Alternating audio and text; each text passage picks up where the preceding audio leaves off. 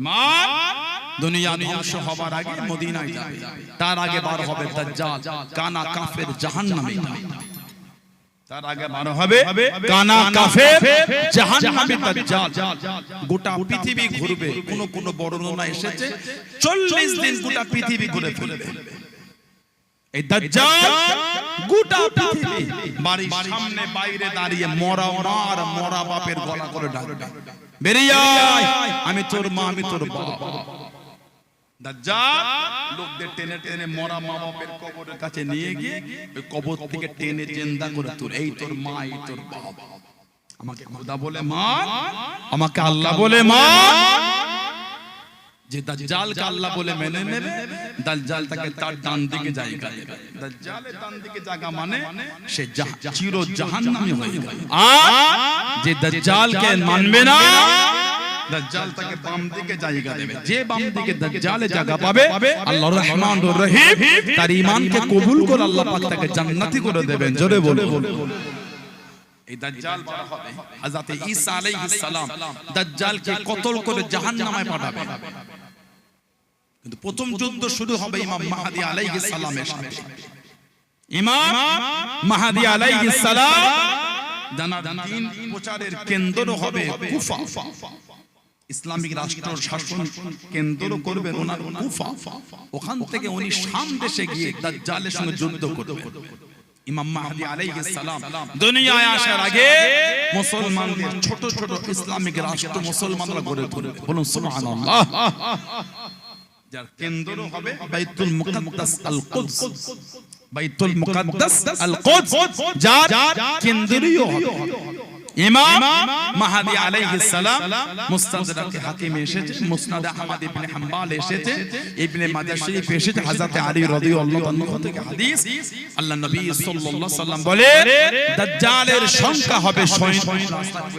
ইমাম মাহদী আলাইহিস সালাম ওনার সৈন্যদের সংখ্যা হবে বদরের যুদ্ধে সাহাবাদের মতন 313। 313 ওনার সাথী হবে 313। বাকি আরো থাকবে, কিন্তু মূল ওনার সঙ্গী হবে 313। ওনাদের জামাটা হবে সবুজ আর ঝান্ডাটা হবে কালো। ইমাম মাহদী আলাইহিস সালাম ওনার পোশাক হবে সবুজ আর ঝান্ডাটা হবে কালো। বলুন না সুবহানাল্লাহ। ইমাম মাহদী আলাইহিস সালামকে আল্লাহ দুনিয়ায় পাঠাবেন। উনি পৃথিবীর দুনিয়ায় আসবেন। ওনার জন্মটা হবে মদিনা শরীফের পাহাড়ি অঞ্চলে। মদিনা শরীফের পাহাড়ি অঞ্চলে ইমাম মাহদীকে আল্লাহ পাঠাবেন। এখন তো নেটে ইমাম মাহদী ঘুরছে, দাড়ি চাচা, গোপ চাচা, লোকটা টুপিও জোটে না কপালে। ওটা হয়ে গেছে এখনকার মাহদী। নাউজুবিল্লাহ বলে, জোরে বলুন আস্তাগফিরুল্লাহ। উম্মতের ঈমান ধ্বংস করার লাইন বলে ইমাম মাহদী। বলুন নাউজুবিল্লাহ। ইমাম মাহদী যিনি হবে, ওনার নুজুল মানে প্রকাশ হওয়ার আগে পর্যন্ত কেউ ওনাকে ইমাম মাহদী বলবে না। কেউ ওনাকে ইমাম মাহদী বলবে না। এর তো কোনো নমুনাই নেই। নেট হই হই করে নেটে ভিডিও করছে ইমাম মাহদী মাহদী করে। হুজুর তো ইমাম মাহদীর নুজুলের ওয়াকিয়া অন্য বলেছে। হুজুর বলে ওনার নাম আমার নামে হবে, ওনার আব্বার নাম আমার আব্বার নামে হবে, আর ওনার আম্মার নামটা আমার আম্মার নামে হবে। বললেন না সুবহানাল্লাহ।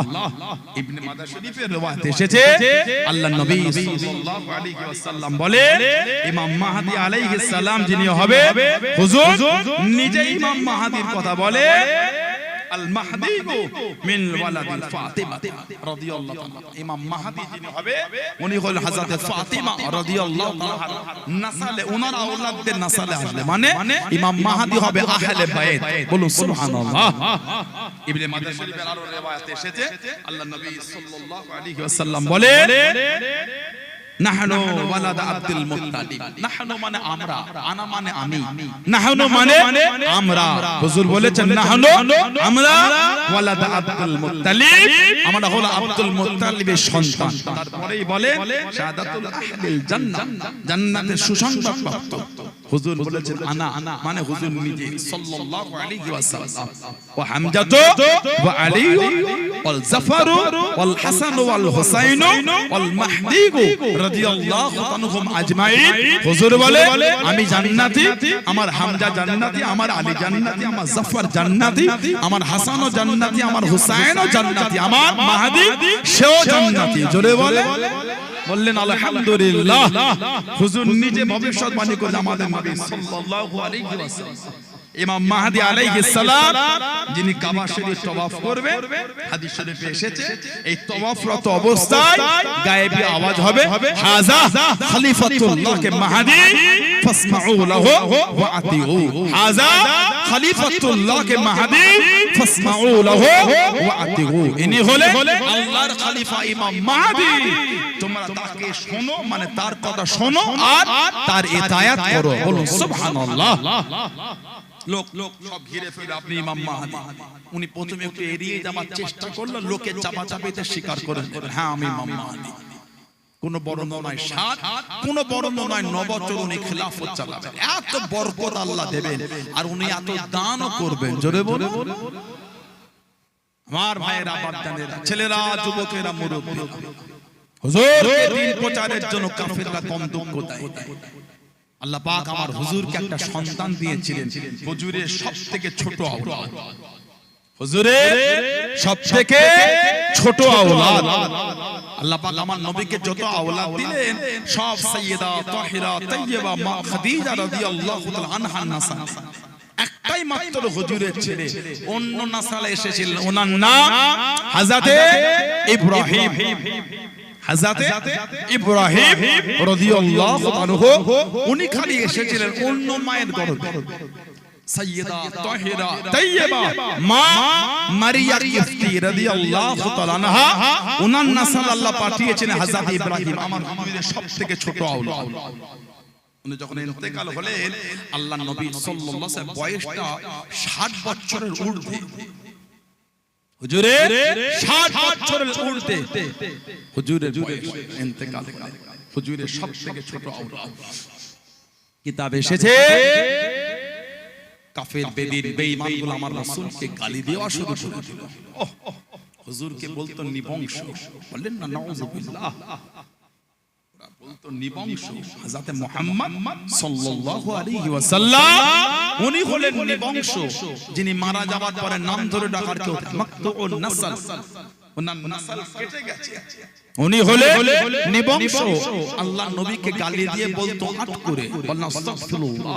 আল্লাহ পাক কোরআন শরীফে 22 পারা সূরা আহজাবের 57 নম্বর আয়াত আল্লাহ একটা আয়াত দিয়ে নাযিল করে বলেছেন ইন্নাল্লাযীনা ইউযুনাল্লাহা ওয়া রাসূলাহু, আল্লাহ আর আল্লাহর রাসূলকে যারা দুঃখ দেয় কি হবে, লাআনাহুমুল্লাহু ফিদ দুনিয়া ওয়াল আখিরাহ, আল্লাহ বলে তাদের উপর আমার লানাত, দুনিয়াতেও লানাত আখিরাতেও লানাত।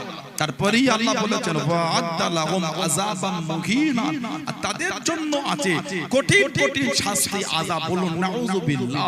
কারা? যারা আল্লাহকে দুঃখ দেয়, নবীকে দুঃখ দেয়। হুজুরকে বলেছে আট পুরো নিবংশ, এটা কি আমার হুজুরের অপমান নয়? এটা কি হুজুরের দুঃখ নয়? হুজুরের আমার হুজুরকে কষ্ট দিল কোন নবী? যে নবীকে আবু লাহাব ধাক্কা দিয়েছিল বলে আল্লাহ লাআনাত দিয়েছিলেন, তাব্বাত ইয়াদা আবি লাহাবি ওয়া তাব, তাব্বাত ইয়াদা আবি লাহাবি ওয়া তাব, ধ্বংস হোক আবু লাহাব, ধ্বংস হোক তার হস্তদ্বয়, মা আগনা আনহু মালুহু ওয়া মা কাসাব, কোনো কাজে আসে না, যা সে উপার্জন করেছে মানে তার উপার্জিত মাল কোনো উপকার দেয় না। আবু লাহাবের বউ বার হয়ে গেল, উম্মে জামিল হাতেতে পাথর নিয়ে বার হয়ে গেল, আল্লাহ নবীকে আঘাত করবে, আল্লাহ নবীকে পাথর ছুঁড়ে ছুঁড়ে মারবে। আল্লাহ নবী সাল্লাল্লাহু আলাইহি ওয়াসাল্লাম কাবা শরীফে ছাতা নিয়ে দেন, হযরত আবু বকর সিদ্দিক রাদিয়াল্লাহু তাআলা আনহু কাবা শরীফে ছাতা নিয়ে দেন, আল্লাহ নবীকে পাথর ছুঁড়ে মারবে। উম্মে জামিল মুতো করে পাথর ছুঁড়ে আল্লাহ নবী দিকে এগিয়ে যায়, আল্লাহ নবীর কাছে কাছে গিয়ে পৌঁছে যায়, কাছে কাছে চলে গিয়ে আল্লাহ নবী সাল্লাল্লাহু আলাইহি ওয়াসাল্লাম হুজুরকে আর দেখতে পায় না, হুজুরকে নজরে পেলো না। ও হযরত আবু বকর হযরত মুহাম্মদ সাল্লাল্লাহু আলাইহি ওয়াসাল্লাম উনাকে দেখতে পায় না। উনি কোথায় চলে গেলেন, উনি কোথায় লুকিয়ে গেলেন? উম্মে জামিলকে জানিয়ে দিল, ও উম্মে জামিল, আল্লাহ নবী এইখানে দাঁড়িয়ে আছে। আল্লাহ নবী কোথায় চলে যায় না, আল্লাহ নবী সাল্লাল্লাহু আলাইহি ওয়াসাল্লাম এইখানে দাঁড়িয়ে আছে। আল্লাহ রাব্বুল আলামিন উম্মে জামিলের চোখে আল্লাহ নবী সাল্লাল্লাহু আলাইহি ওয়াসাল্লামের জন্য পর্দা করে দিয়েছিলেন। জোরে বলুন সুবহান, আর একটু জোরে বলুন সুবহান। সব দেখতে পাচ্ছে, আমার হুজুরকে দেখতে পাচ্ছে না। সব দেখতে পায়, নবীকে দেখতে পাচ্ছে না। মানে আল্লাহ ওর চোখে আমার রাসূলকে দেখা থেকে আল্লাহ পাক চোখে পর্দা করে দিয়েছিলেন। পাথর এনেছে, নবী দেখতে পায়। আবু বকর এই তো তোমার সাথে ছিল, কোথায় চলে গেল? বলো হুজুর তো এখানেই দাঁড়িয়ে, সামনে দাঁড়িয়ে আছে, কিন্তু দেখতে পায় না। বলুন সুবহানাল্লাহ। এই উম্মে জামিল জীবনে কোনদিন আমার নবীকে মুহাম্মদ সাল্লাল্লাহু আলাইহি ওয়াসাল্লাম যতবার নবীকে ডেকেছে, সারাটা জীবন হুজুরকে বলেছিল মুজাম্মাম। আমার নবী নাকি নিকৃষ্ট। আহা, বলেন আস্তাগফিরুল্লাহ, বলেন না নাউযুবিল্লাহ। জীবনে আমার নবীকে মুহাম্মদ। আব্দুল্লাহ ইবনে সালাম বলে ইহুদিদের বড় একজন আলেম ছিল। আব্দুল্লাহ ইবনে সালাম মক্কা শরীফে এসেছে। কাফের, বেদিন, বেঈমান, আবু জেহেল, আবু লাহাব সব জাহান্নামী বলে, এই আব্দুল্লাহ ইবনে সালাম, তুমি ইহুদিদের বড় আলেম, হযরত মুহাম্মাদের কথা শুনবে না? হযরত মুহাম্মদ সাল্লাল্লাহু আলাইহি ওয়াসাল্লাম ওর কথা যেন তোমার কানে না আসে, ওর কথায় জাদু আছে, কিন্তু ওর কাছে তুমি যাবে না। আব্দুল্লাহ ইবনে সালাম রাদিয়াল্লাহু আনহু ইহুদিদের বড় আলেম। উনি বলেন, ঠিক আছে কথা শুনবো না, চোখে তো দেখবো। এই কানে কিছু দিয়ে কানটা বন্ধ করেছে, যাতে হুজুরের নূরের জবানের কথা কানে না ঢোকে। কানে কিছু দিয়ে বন্ধ করে হুজুর আছেন, হুজুরের সামনে দিয়ে যায়। হুজুরের কথা শুনতে হয় না, চেহারায় ওয়াদুহা থেকে ঈমানের কলিমা পড়ে মুসলমান হয়ে গেছে।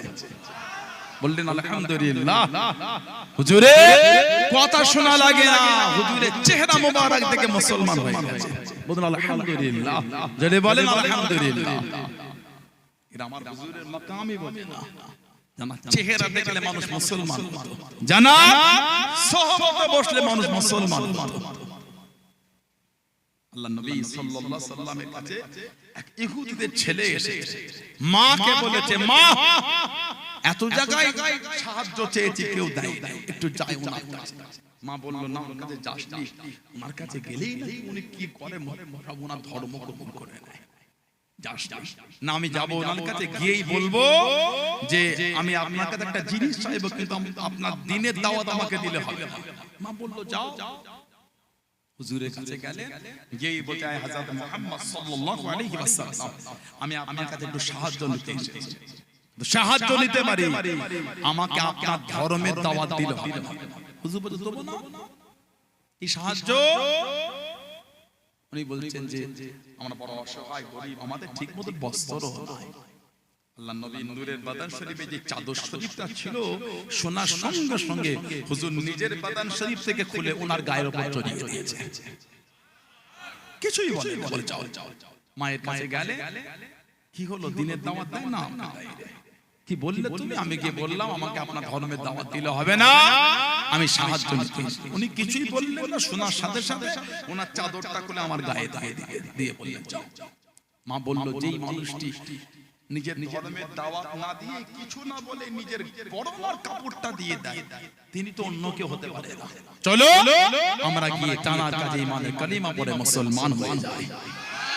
বলেন আলহামদুলিল্লাহ। এটা হল আল্লাহ, এটা আমার আল্লাহ, এটা আমার হুজুরের আদর্শ, এটা আমার হুজুরের আখলাক।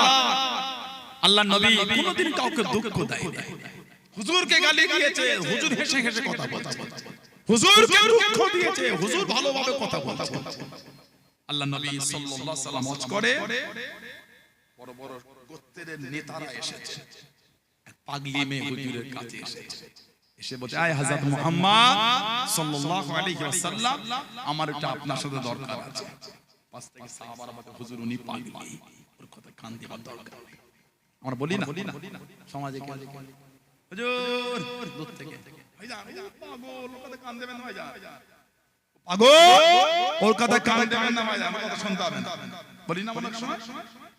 কি বলে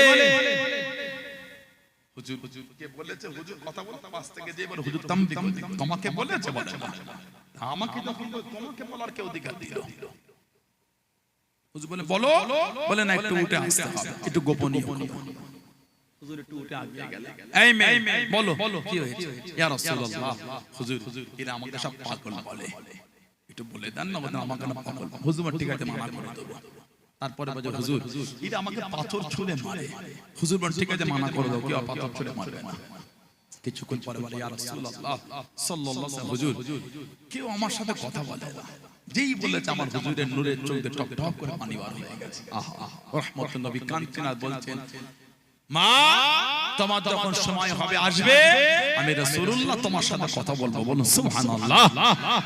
অনেকক্ষণ কথা বলার পরে এবার আমার নবীকে বলছে আপনি যান, আমার কথা বলা মিটে গেছে, এবার আপনি যান। আমার নবী একটা সমাজের পাগলের সাথে একটা মজনুনের সাথে আমার রাসূলুল্লাহ ভালোবাসায় কথা বলতেন। এটা আমার হুজুরের আদর্শ। বলুন না সুবহানাল্লাহ। সেই হুজুরের আখলাক, সেই হুজুরের চরিত্রের উপর মজবুত। জানাকে কাফেররা কি বলে আমার নবী নাকি নিবংশ। আহা আমার নবীকে কাফেররা বলছেন নিবংশ। আল্লাহ নারাজ হয়ে গেলেন, আল্লাহ পাক নারাজ হয়ে গেলেন। আল্লাহ পাক হুজুরকে সান্ত্বনা দিয়ে কোরআন শরীফের একটা সূরা নাযিল করে দিলেন। বলুন সুবহানাল্লাহ।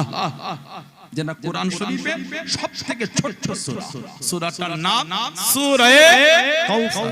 তিনটা আয়াত, এর থেকে ছোট সূরা কোরআন শরীফে না। সূরা কাউসার সবথেকে ছোট সূরা, সূরা কাউসার তিনটি আয়াত। আল্লাহ পাক কিন্তু প্রথম আয়াত বলেন না ইন্না শানিআকা হুয়াল আবতার, না না, এটা আল্লাহ লাস্টে বলেছেন। আল্লাহ পাক আগে আমার হুজুরকে একটু খুশি আনন্দ করেছেন। বলুন সুবহানাল্লাহ। আল্লাহ পাক বলেন ইন্না আতাইনাকাল কাউসার, হাবিব নিশ্চয় আমি আল্লাহ আপনাকে আবে কাউসারটা দিয়ে দিলাম। আল্লাহ বলেন না দেবো, আল্লাহ বলতে দিয়ে দিয়ে ইন্না নিশ্চয় আতাইনা আমি আপনাকে আতা করে দিলাম কাল কাউসার, আবে কাউসার আমি আল্লাহ আপনাকেই দিয়ে দিলাম। যে আবে কাউসারের পানি আল্লাহ নবী সাল্লাল্লাহু আলাইহি ওয়াসাল্লাম কিয়ামতের পর আমাদের করে নিজে হাতে হুজুর ওই হাউজে কাউসারের পানি হুজুর নিজে হাতে পান করাবেন। আল্লাহ আমাদের প্রত্যেককে নসিবে হুজুরের নূরের হাতে হাউজে কাউসারের পানি পান করার তৌফিক দান করেন। বলুন আমিন, বলুন আল্লাহুম্মা আমিন। আল্লাহ হুজুরকে খুশি করছেন। ফসল্লি হাবিব আপনি নামাজ পড়ুন, ফসল্লি আপনি নামাজ পড়ুন, রব্বিকা ওয়ানহার আর আপনার পালনকর্তার উদ্দেশ্যে আপনি নাহার করুন, কুরবানি করুন।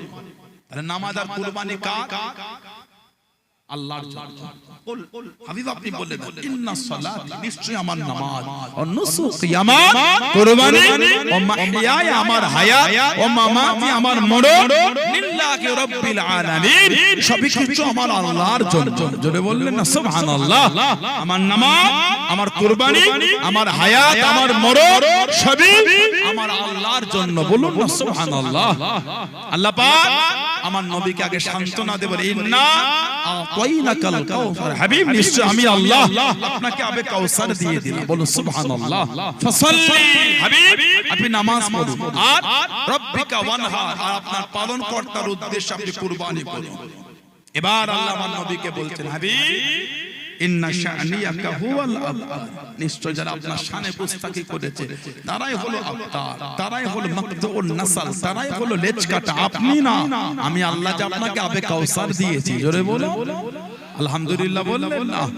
সে হুজুরের ভালোবাসার দিকে লক্ষ্য করেন। দিন কিন্তু হুজুর অনেক কষ্টে প্রচার করেছে ইসলাম।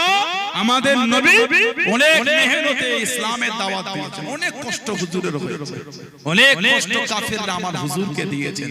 সাহাবাদের করে কাফেররা অনেক কষ্ট দিয়েছে, সাহাবাদের রক্তে স্রোত বইয়ে ফেলেছে। তারপরে দিনের ঝান্ডা আল্লাহ আমাদের মিলিয়েছে। ইসলামের একটা যুদ্ধ হয়েছিল, ওই যুদ্ধটা ছিল 8ম হিজরিতে। যুদ্ধটার নাম ছিল মুতা যুদ্ধ, জঙ্গে মুতা বা জঙ্গে মাউতা। হেরাক্কেল বাদশা রোমকদের বিরুদ্ধে। ওদের সৈন্য ছিল 1 লক্ষ ট্রেনিং প্রাপ্ত, আর 1 লক্ষ বিভিন্ন গোত্র থেকে জড়ো হয়ে মোট 2 লক্ষ ওদের সৈন্য। আর আল্লাহ নবী সাল্লাল্লাহু আলাইহি ওয়াসাল্লাম পাঠিয়েছেন মাত্র 3000। এই 2 লক্ষ একদিকে, আর আমার হুজুর পাঠিয়েছেন 3000। কিছু হবে বলে মনে হয় আপনাদের? 2 লক্ষ উল্টো দিকে 3000।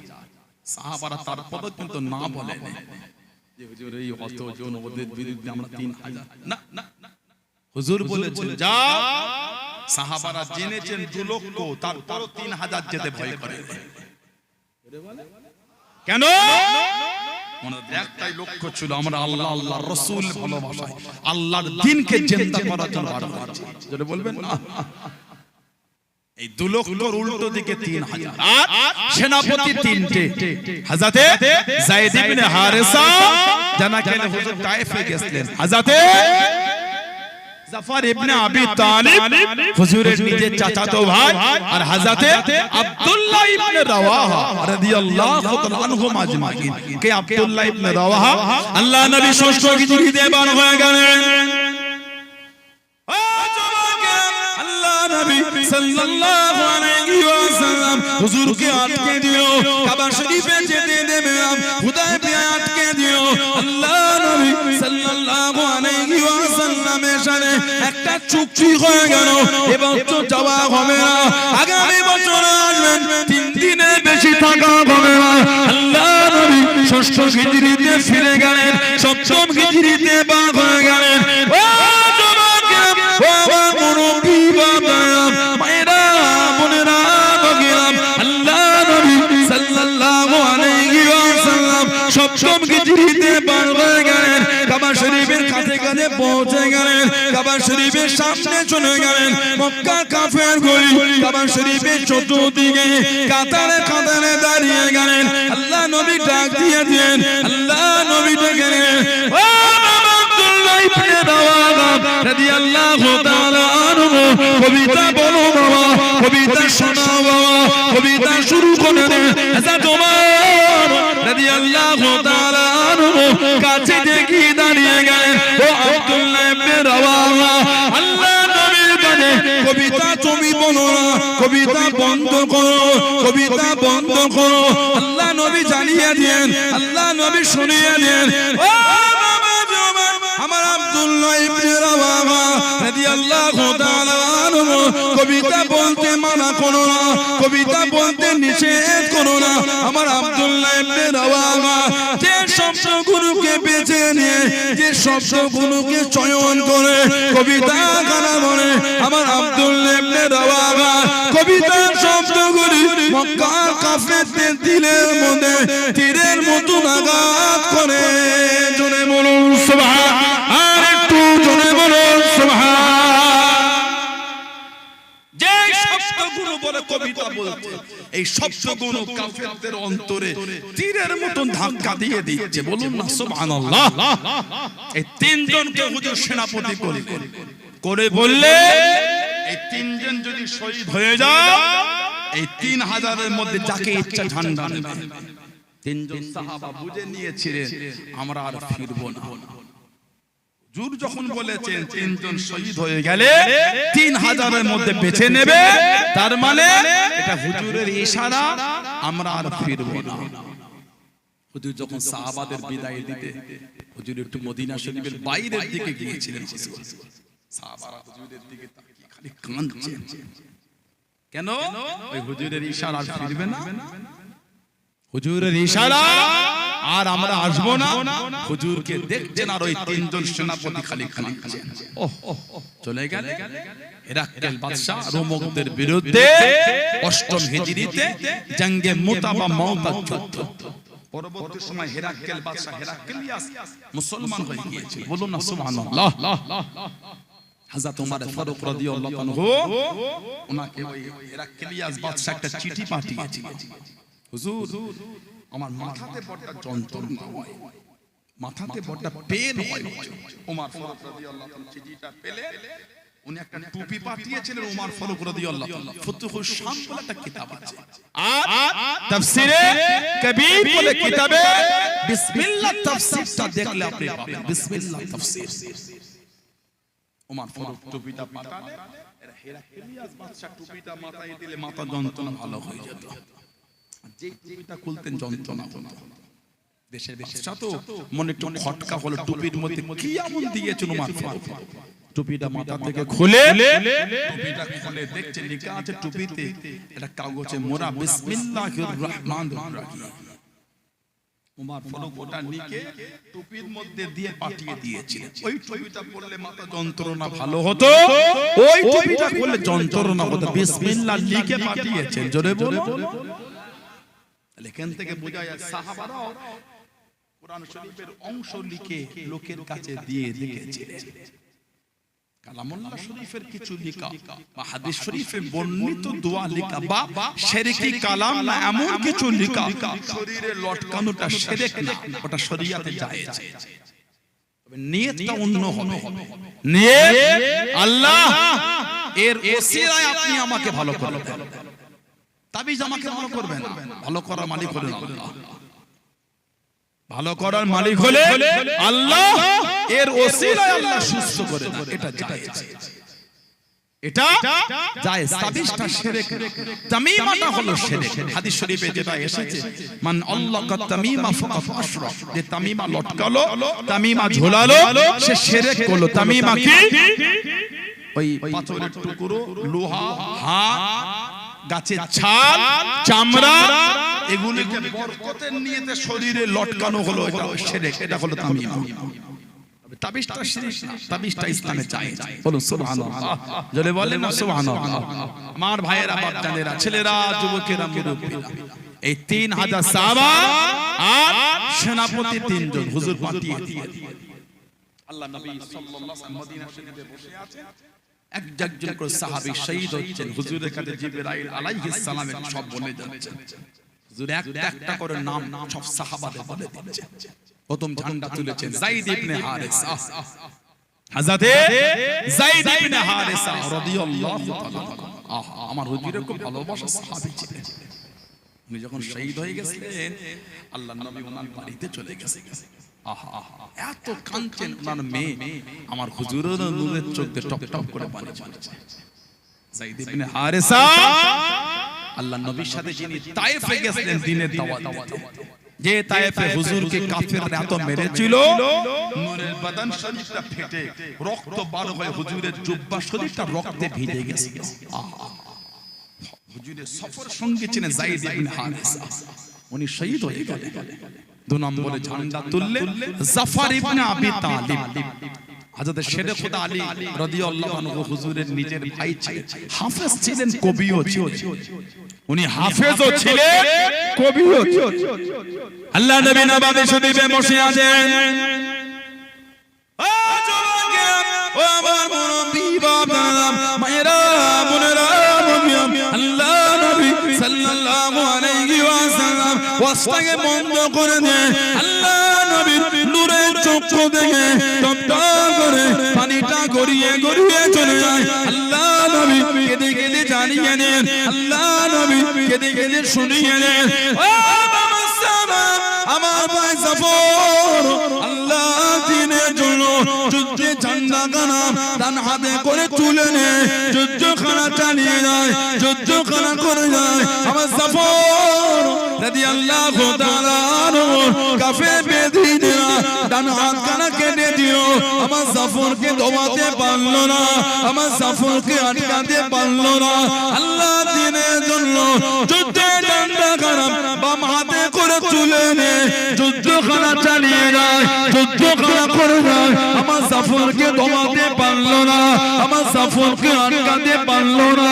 ডান হাতকে দেখিয়েছে, দেখিয়ে করে দে, বাম হাতটা তো ঠিক আছে, ঝান্ডাখানা তুলে নে, যুদ্ধখানা চালিয়ে যায়। ও যুবকে, আল্লাহ নবীর নূরের চক্ষু থেকে টপ টপ করে পানিটা গড়িয়ে গড়িয়ে চলে যায়। আল্লাহ নবী সাল্লাল্লাহু আলাইহি ওয়াসাল্লাম কেঁদে কেঁদে জানিয়ে দেন, ও বাবা সালাম, আমার জাফর বাম হাত কানা কেটে দিল, ডান হাত কেটে দিল, হাতে ঝান্ডা ধরলো, বাম হাত কেটে দিল, আমার জাফরের দুটো হাত কেটে দিয়েছে। আমার জাফরকে দমাতে পারলো না, আমার জাফরকে আটকাতে পারলো না। আল্লাহ দ্বীনের জন্য, আল্লাহর ইসলামের জন্য, ইসলামের যুদ্ধের জন্য, দ্বীনকে জিন্দা রাখার জন্য, দ্বীনকে জিন্দা রাখার জন্য, আল্লাহ দ্বীনের জন্য আমার জাফর যুদ্ধে ঝান্ডা দাঁতে করে কামড়ে ধরে মুখটাকে উঁচু করে ধরে যুদ্ধখানা চালিয়ে যায়। জোরে বলুন সুবহান, আর একটু জোরে বলুন সুবহান। ও তোমাকে আল্লাহ নবী সাহাবাদের একটা করে বলে দেয়, আমার জাফর যুদ্ধে ঝান্ডা দাঁতে করে কামড়ে ধরে মুখটাকে উঁচু করে তোলে যুদ্ধখানা চালিয়ে যায়। আমার জাফর মাথা থেকে শরীরটা আলাদা হয়ে গেল, আমার জাফর শহীদ হয়ে গেল।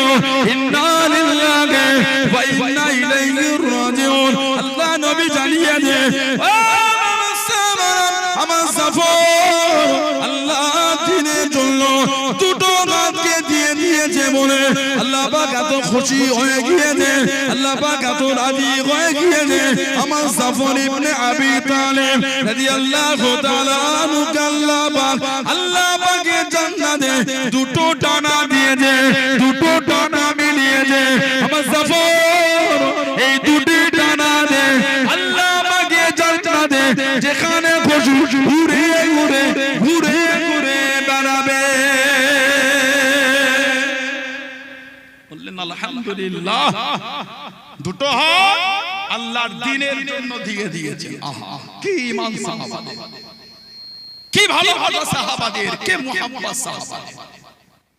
মসজিদের ইমামকে বলে দিলে, ইমাম সাহেব এখনো বাথরুমটা সাফ করা হয়নি, কালকে জুমা। লোকজন এলে কি বলবে, মসজিদের বাথরুম নোংরা। ইমাম তোমার চাকর না, ইমাম আল্লাহ আল্লাহ রাসূলের চাকর। তুমি ইমামের চাকর, ইমাম তোমার চাকর। ইমামকে রেখেছো বাথরুম সাফ করার জন্য না, ইমামের জায়গায় দাঁড়িয়ে নামাজ পড়াবার জন্য। ঠিক না বলবো? কিছু কিছু মসজিদে কমিটির ভাবনা, ইমাম বাথরুম সাফ করবে, পিচ্ছাপ থামো নাদান। তুমি ইমামকে পিচ্ছাপ সাফ করার জন্য রাখো না, ইমামের পিছনে নামাজ পড়ার জন্য রেখেছো। তুমি ইমামের চাকর, ইমাম তোমার চাকর। ৫,০০০ মাইনে দাও বলে মনে করুনি তুমি ৫০,০০০ কামা বলে তোমার চাকর।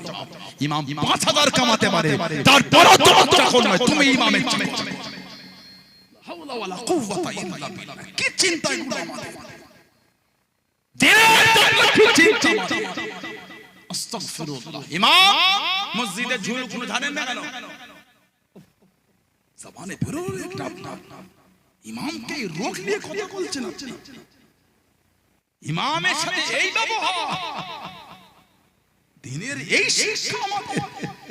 সাহাবা দুটো হাত দিয়ে দিয়েছে, তারপরও পিছনে যাই রে, ঝান্ডা দাঁতে করে কামড়ে ঝান্ডা তুলে দিন জিন্দার জন্য যুদ্ধ করে গেছে। আর আপনি ইমামকে বলে ঝুল দ্বারা হয় না কেন? আপনি পারেন না? ইমাম সাহেব এই ঝুলটা শুকবে, শনিবার কালকে জুমা, লোকজন আসবে, 15 দিন ছানা ছানা না ঝাললে কেমন হয়? গ্রামে 5টা যুবক, 3টে মধ্যবয়সী ভাই চলে চলে। ইমামদের বলতে হয় না, আল্লাহ আলেম ওলামা ইমাম মুয়াজ্জিনদের মন আল্লাহ নরম করেছে। কেন বলে?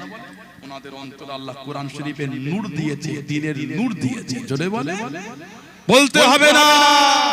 5 জন গ্রামের যুবক যখন ঝাঁট দেবে, ইমাম দেখবেন টুক করে এসে নিজেও ওদের সাথে কাঁধে কাঁধে মিলে কাজ করছে।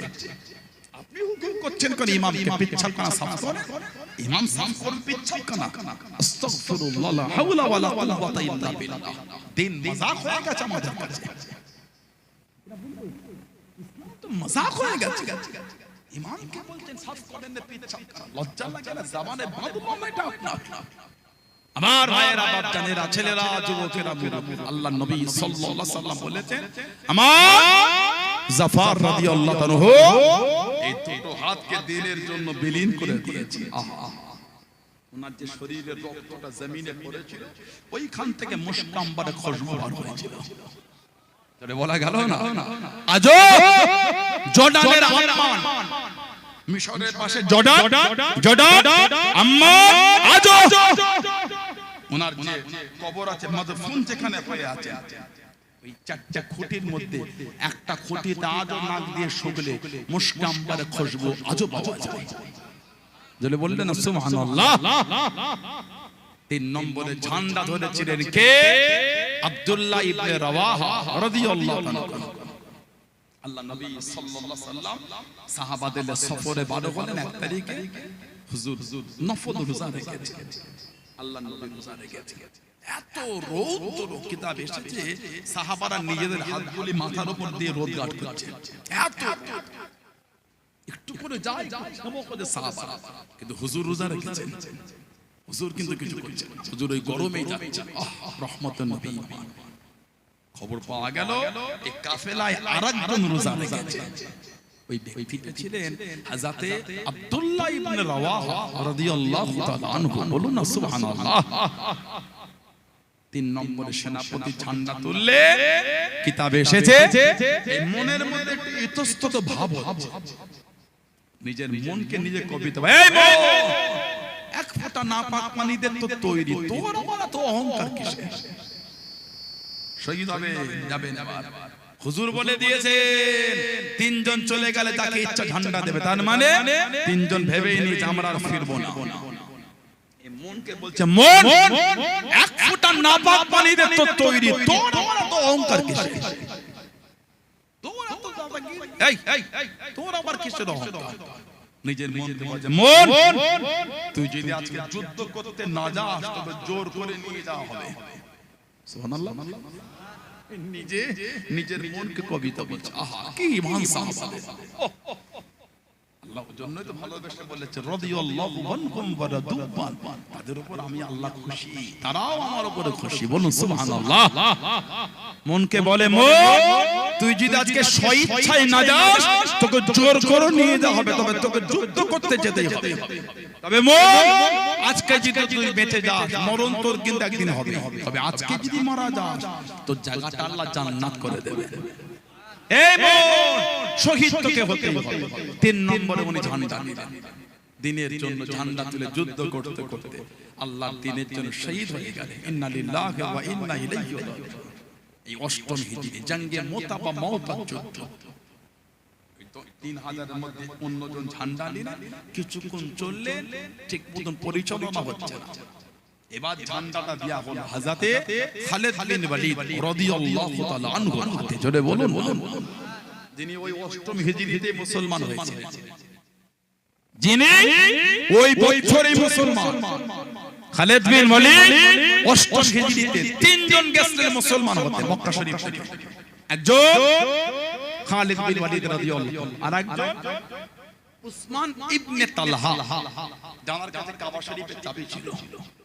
হুজুর একবার বলে, এই উসমান ইবনে তালহা কাবা শরীফের চাবিটা দাও। উনি মুসলমান হবার আগে উনি বললেন না আপনাকে দেব না। আল্লাহ নবী বলেছেন উসমান ইবনে তালহা এমন একটা সময় আসবে এই কাবা শরীফের চাবিটা আল্লাহ আমার হাতে তুলে দেবেন। জোরে বলে, আর জোরে বলা গেল না উনি। আর 3 নম্বর আমার ইবনুল আস রাদিয়াল্লাহু তাআলা, যাকে ওমর ফারুকের জামানায় মিশরের গভর্নর করা হয়েছিল।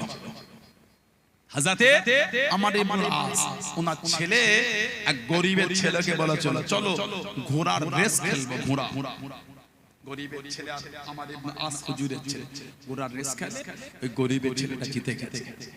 এই গভর্নরের ছেলে ওনাকে ঘোড়ার পিঠ থেকে নামিয়ে চাবুকের বাড়ি মেরেছে। সাহস তোর কম না? আমি গভর্নরের ছেলে, তুই জিতে গেলি, সাহস তো কম না? গরিব ওমর ফারুকের দরবারে বিচার দিচ্ছে, আপনার শাসন আমলে এটা চলছে। হুজুর খবর পাঠালেন গভর্নরকে, গভর্নরের ছেলে সহ আমার কাছে ডেকে আনো। দুজন এলে সবার সামনে এই গরিবের ছেলের হাতে চাবুক দিয়ে বললে, তোমাকে যে কটা মেরেছে, যেইভাবে মেরেছে, তুমি সবার সামনে গভর্নরের ছেলেকে মারো। এটা হলো ওমর ফারুকের বিচার। জোরে বলে, গাসসানের বাদশা গাসসান, এই গাসসানের বাদশা মুসলমান হয়ে গেছে। একদম ঝুলন্ত পোশাক পরে কাবা শরীফ নফল তাওয়াফ করছে। কাবা শরীফে তো ভিড় বেশি, যারা গিয়েছেন জানেন। এই গাসসানের বাদশা তাওয়াফ করে, ওই পিছন দিক থেকে কাপড়টা একদম পা পড়ে গেছে, একটু টান লেগেছে, ঘুরে দেখে কিছু জিজ্ঞাসা না করে টেনে একটা চড় চড়েছে। দেশের বাচ্চা সবে ইসলামে এসেছে, এখন ইসলামের আদর্শ পায়নি তো একদিনে চড় মেরেছে। ওমর ফারুকের কাছে খবর, ওমর ফারুক বিচার কাসানে বাদশা হাজির হলেন। মেরেছো? জি হুজুর। কেন মারলে? না হুজুর আমার রাগ। কেন রাগ হলো? তুমি এত ভিড়ের মধ্যে অত লুটিয়ে পোশাক পরলে কেন? স্বাভাবিক লোকের পা পড়তেই পারে না হুজুর বলেন। না না না, এই আজকে রাতের মধ্যে যদি তুমি ওই গরিবকে রাজি না করতে পেরেছো, আগামীকাল সবার সামনে তুমি যেমন ওকে চড় মেরেছিলে, তুমি গাসসানে বাদশা হতে পারো। আল্লাহর শরীয়তের বিধান, তোমার গালে এই গরিব চড় মারবে। এটা হলো ওমর ফারুকের খেলাফত। জোরে বলে, আর জোরে বলা গেল না। হযরতে হুজুরে সাহাবী আব্দুল্লাহ ইবনে রাওয়াহা রাদিয়াল্লাহু তাআলা উনি শহীদ হলে। খালিদ বিন ওয়ালিদ রাদিয়াল্লাহু তাআলা, এই তিনজন মুসলমান হতে গেলে হযরত খালিদ বিন ওয়ালিদ আর উসমান ইবনে তালহা রাদিয়াল্লাহু আনহুমা দুজনে মুসলমান হয়ে গেল। হুজুর নূরের হাত বাড়িয়ে রেখেছে, হযরত আমর ইবনে আস রাদিয়াল্লাহু তাআলা হাতটা বাড়িয়ে টেনে নিয়েছিলেন। হুজুর আক্ষেপ করে বললেন, কি গো মুসলমান হবে না?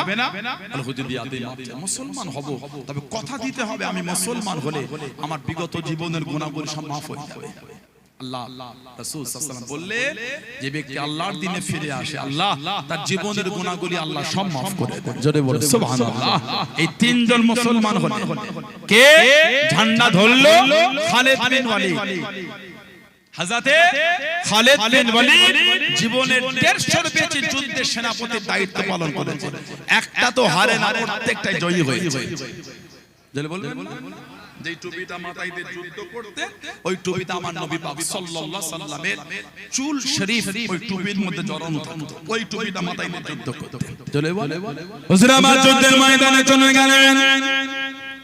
ও চলে গেলেন, ও আমার মুরব্বি বাবা মায়েরা বোনেরা, হুজুর আমার যুদ্ধের জমিনে চলে গেলেন। হুজুর আমার জয়ী হতে পারছেন না।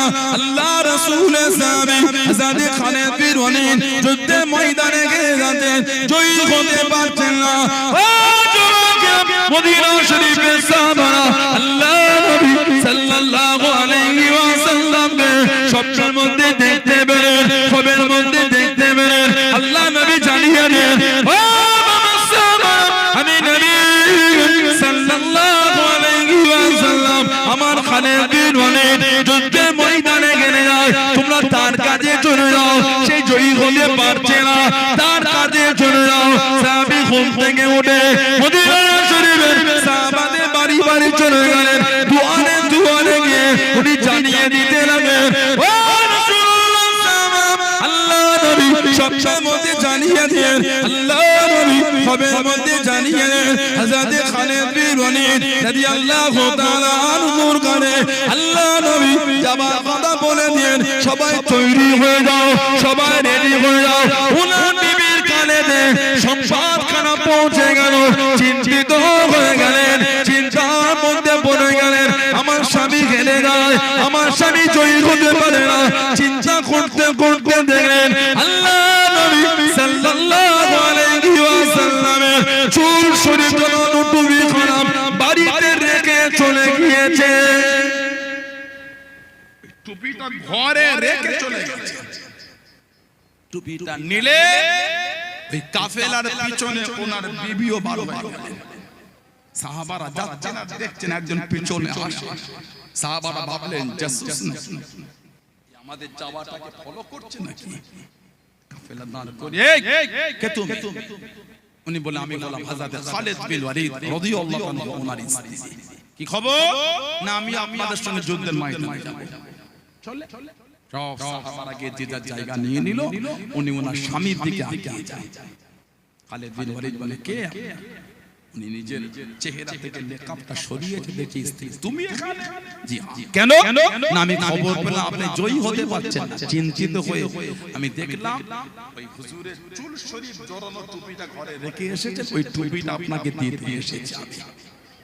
ওই টুপিটা পরলে যুদ্ধ করলে আল্লাহ পাক ওই যুদ্ধে হযরত খালিদ বিন ওয়ালিদ কে আল্লাহ পাক ফাতে দিয়ে দিলেন। জোরে বলে, আর কে জোরে বলা গেল না? এই 3 নম্বরে শহীদ হওয়ার পরে এবার যুদ্ধে ঝান্ডা উনি ধরেছেন আল্লাহ পাক। ওই জঙ্গে মুতা বা মওতা যুদ্ধ, এই 2 লক্ষর উল্টো দিকে 3000 সাহাবার কাফেলার কি আল্লাহ ঝান্ডাটাকে উঁচু করে দিয়েছেন। জোরে বলে, সেই সাহাবাদের জীবনী পড়ে। ইসলাম তত সহজ না, দেখছেন না ইসলাম কেলে চতুর্দিকে মাজাক চলছে।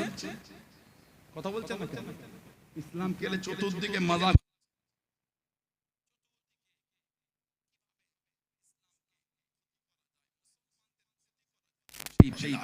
মুসলমানের ইজ্জত দিয়েছেন কে? আমাদের কিছু ক্ষমতা আছে, আল্লাহ আমাদের হেফাজত করেন। সুবহানাল্লাহ বলে, কিছুই তো আমাদের নেই, সবই তো অন্যদের। বলে সবই তো অন্যদের। তাহলে আমরা মিলিয়ে যে ভাষায় ইসলামকে আক্রমণ করে আমরা যদি ঘুরিয়ে ওদেরটাকে দিই, আমরা কোন করতে পারি না? আমরা পারি। কিন্তু আমাদের মধ্যে যে হুজুরের আদর্শ আছে, আমাদের মধ্যে ইসলামের বিধানের উপর আমরা মজবুতি আছি। জোরে বলুন সুবহানাল্লাহ। আমরা পারি বলতে লাভ কি হবে? ফকরটিয়া দাদাগিরি দিচ্ছে, আমরা পারি না মনে করেছেন? আমরা কিছুই তো হবে। সমাজ গরম হবে, বাজার গরম হবে, লাভ কি হবে? কি বলে এটা ভেঙে দেবো, ওটা ভেঙে দেবো। আমি যদি ঘুরিয়ে বলি আপনারটা ভেঙে দেবো, ওটা মিডিয়াতে হচ্ছে। কথা বলছেন না কেন? মিডিয়া তো হয়। ফুরফুরা শরীফের হুজুরের ছেলে কি বললো রে? মুসলমান মুসলমান মিডিয়া তো হচ্ছে। মুসলমান দোষ না করো, মাঝে মাঝে মুসলমানকে যেভাবে ভাষা। কদিন আগে দেখলাম কত বছর, 20 বছর না 30 বছর জেল খাটার পরে কজনকে ছাড়লো বলে বেকসুর, ওদের বিরুদ্ধে কোনো প্রমাণ নাই। প্রমাণ নাই, ওর জীবনে 30 বছর নষ্ট হলো। ওই 30 বছরের এক বছরে 1 কোটি করে 30 কোটি করে দাও।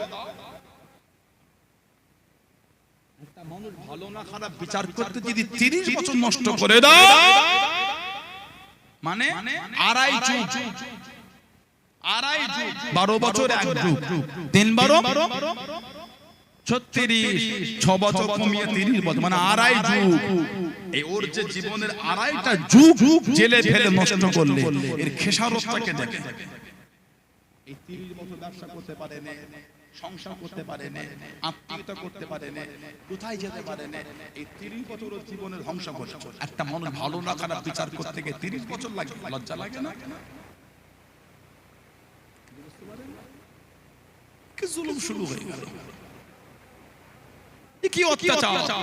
কদিন আগে লালকেল্লা একটা বিস্ফোরণ,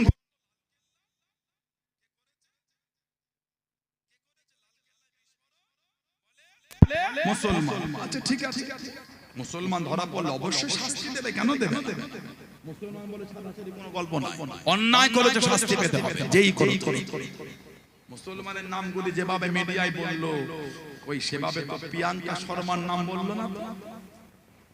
দিল্লি এই বিস্ফোরণে প্রিয়াঙ্কা শর্মার নামটা তো জড়িয়েছে। ওই তার নাম হই করে তার ধর্মকে গালি দাও দেখি। এবার মুসলমান ধরা পড়লো, ইসলাম ধর্মকে গালি দিলে, প্রিয়াঙ্কা শর্মা ধরা পড়লো, তার ধর্মকে গালি দাও। কমেন্টে গিয়ে লিখছো সব মুসলমান জঙ্গি নয়, সব জঙ্গি মুসলমান। এটাও লেখো সব জঙ্গি নয়, আর সব ওই ধর্মের লোক জঙ্গি নয়, সব জঙ্গি ওরা। ওটা লেখো প্রিয়াঙ্কা শর্মা জঙ্গি লেখো। তখন পেন কাঁপছে কেন? পেহেলগাম অ্যাটাক হলো কয়েক মাস আগে, নিন্দনীয় কাজ, শাস্তি হয়েছে, শাস্তি হওয়া দরকার যে ধর্মেরই হোক। পেহেলগাম হবার পরে যে কটা পাকিস্তানের চোর আমার ভারতে ধরা পড়েছে, একটা মুসলমান নয়। কথা বলছেন না কেন? একটা মুসলমান। তাদের ধর্মকে গালি দেন, সেগুলো আলোচনা হচ্ছে না। ও আমি আমারটা বললে দোষ হয়ে যায়, আমি আমার জায়গার কথা বলে অন্যায় হয়ে যায়। কেন বলবে? আমি দাঙ্গা লাগাচ্ছি, দাঙ্গা তো অন্যজন লাগাচ্ছে। কথা বলছেন না? দিন রাত খালি মুখ থেকে উগলাচ্ছ, এই ওই সেই। আজকে একটা রিপোর্ট দেখছিলাম, বলে পশ্চিম বাংলা রোহিঙ্গা কেউ ধরা পড়ে। আজকে একটা রিপোর্ট, এই এসআইআর হচ্ছে না, মানে একটা রোহিঙ্গাকে ধরা পড়ে না। তাহলে ওই যে নেতাগুলি মুসলিম থেকে রোহিঙ্গা রোহিঙ্গা করছিল, ওদের শাস্তি তাহলে কি হবে? ভারতের নাগরিককে রোহিঙ্গা বলার জন্য আমি আপনাকে রোহিঙ্গা বললে তো গায়ে জ্বলন শুরু হয়ে যাবে, নেট তো হয়ে শুরু হয়ে যাবে। ভারতের নাগরিককে ফুরফুরা শরীফে হুজুরের ছেলে রোহিঙ্গা বলেছেন, আপনি যে ভারতের নাগরিককে রোহিঙ্গা বলছেন, কই তখন কোনো হই হই হচ্ছে না? মজাক হচ্ছে গুলো। মুসলমানদের ওয়াকাফে সম্পত্তি আছে, মুসলমানদের আছে, কারো চুরি করা সম্পত্তি নয়। নাদান, নালায়েক, ফাসিক, বেহুদা, দুই সরকার সম্পত্তি, ওটা দুই সরকার দিয়েছে, ওটা বেহুদা কোথাকার? নাদান, নালায়েক, ফাসিক, ওই দুই সরকার দিয়েছে ওয়াকাফে সম্পত্তি। আমাদের বংশের মুরব্বিরা আল্লাহর ভালোবাসায় আল্লাহর রাস্তায় দান করেছে। জোরে বলে, জোরে বলে, কি রে বাবা? একটা কমিটি আছে, কমিটিতে সরকারের কিছু লোক আছে, দীর্ঘদিন ধরে হয়ে আসছে, তা বলেই না এই জায়গাটা সরকারের জায়গা। জায়গাটা আমাদের বাপ দাদুর রক্ত পানি করা পয়সা, আমাদের জায়গা, আমাদের ছেলেরা, আমরা বুঝে নেব আমরা কিভাবে রক্ষা করতে পারি। মজাক আছে বলে ওয়াকাফের জায়গা দুই সরকারের। এই বেহুদা নাদান কে বললো তোকে এটা? ফাসিক কোথাকার? ওয়াকাফ কাকে বলে জানিস না? এই ওয়াকাফটা ওয়াকফে লিল্লাহ, আল্লাহর জায়গা, এটা আল্লাহর জন্য দান করেছে। জোরে বলে, আমি তো অন্য জায়গায় লোক করিনি। হিন্দু ভাইদের মন্দিরে জায়গা আছে, অবশ্যই তাদের প্রাপ্য, তারা বুঝবে, আমি কি বলবো? খ্রিস্টান ভাইদের তাদের জায়গা আছে, তারা বুঝবে, তারা জানে, আমি কি বলবো? পাঞ্জাবি শিখ ভাইদের তাদের গুরুদুয়ারা জায়গা, তারা বুঝে, আমি কি করব? দলিত আদিবাসীদের তাদের দেবত্ব সম্পদ বা বিভিন্ন সম্পদ তাদের, তারা বুঝে, আমি কি করব? ওয়াকাফ এটা আমাদের জায়গা, দ্বিতীয় কারণ নয়। তারপরে তো ওয়াকাফের জায়গায় কত কি হয়েছে, হসপিটাল হয়েছে, কত কি ওয়াকাফের জায়গা হয়েছে।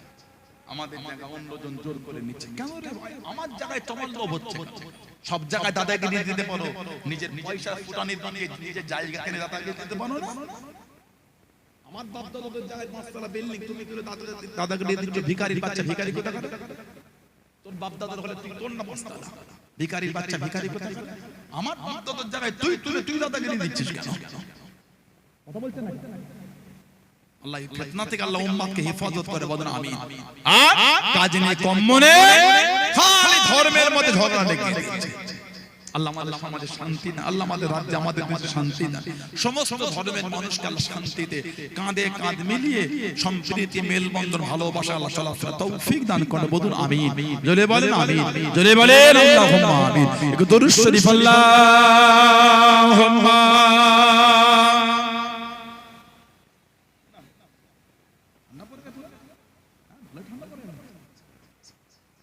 বর্তমানে কুয়াশা ঝরছে না এক জায়গায়।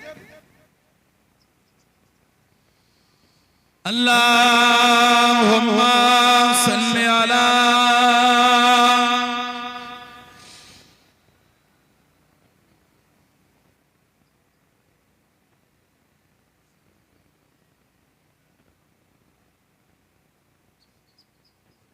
তো কোজা মানু কোজা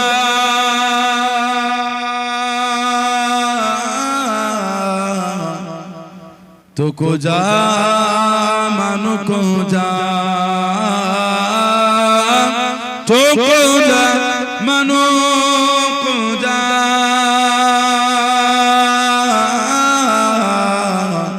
तो को जा मानो को जा, तो अमीरे हरम में फकीर आजम, तो अमीरे हरम में फकीर आजम, तेरे गुण और इल्म में तलब की तलब, तेरे गुण और इल्म में तलब की तलब, तो अता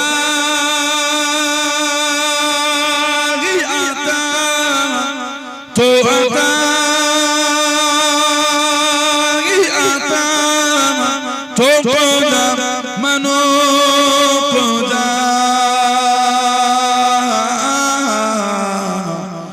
को जा मन को जा तो को जा मनो को जा तो को जा मन को जा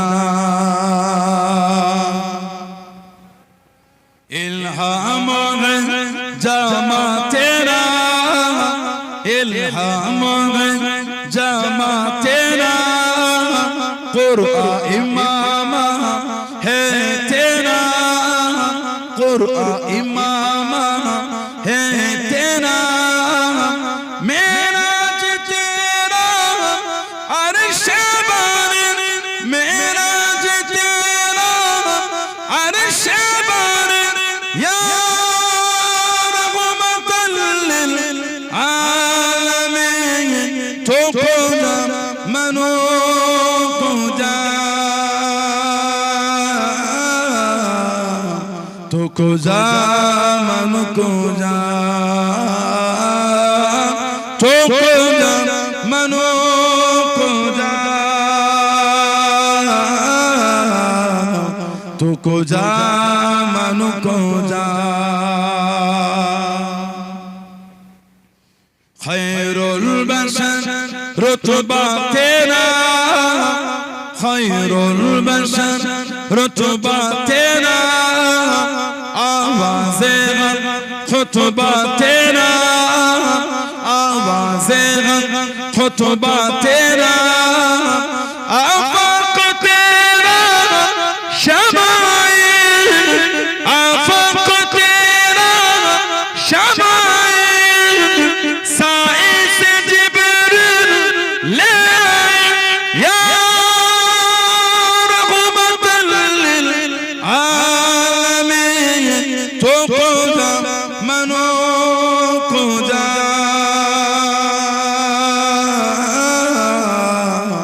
तो को जा मनो को जा तो को जा मनो को जा तो को जा मनो को जा अल्लाहुम्मा सल्ली अला